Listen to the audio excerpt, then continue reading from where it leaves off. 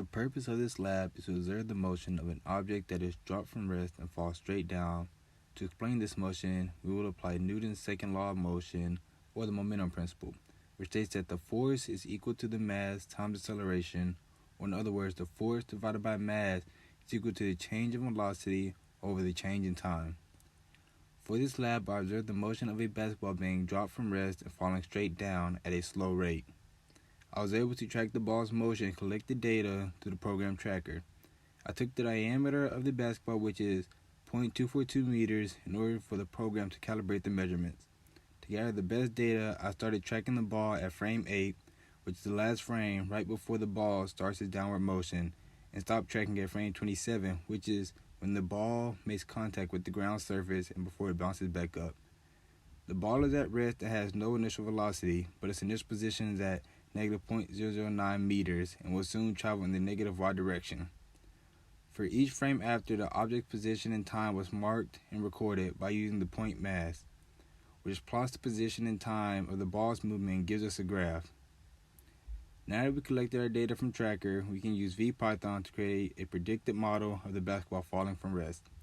In VPython, we are going to construct two computational models that include only the gravitational force and the other model which will include the gravitational force and drag force.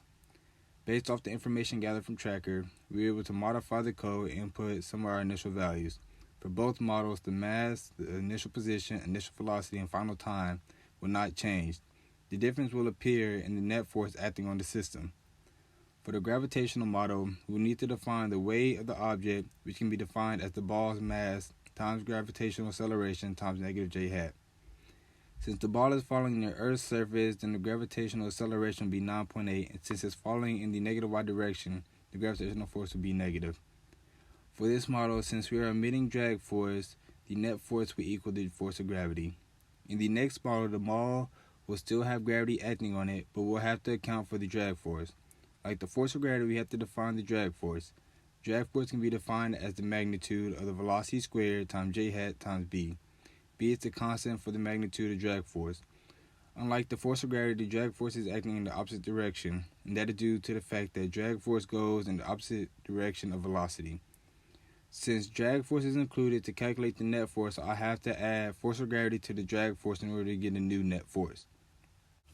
After analyzing and collecting data from both computational models and Tracker, I combine the data into one graph to analyze the trends and differences.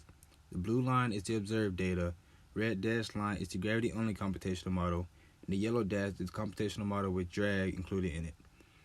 For the early stages of the graph, all three look similar, but as time continues, the observed and computational drag graph start to diverge together on a separate path from the gravitational model.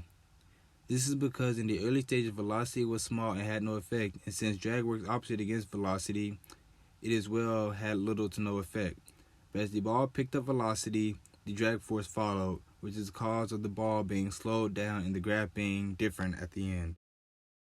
For reflection question 1, only the model with gravity and drag will reach terminal velocity. To reach terminal velocity, the net force will have to equal 0.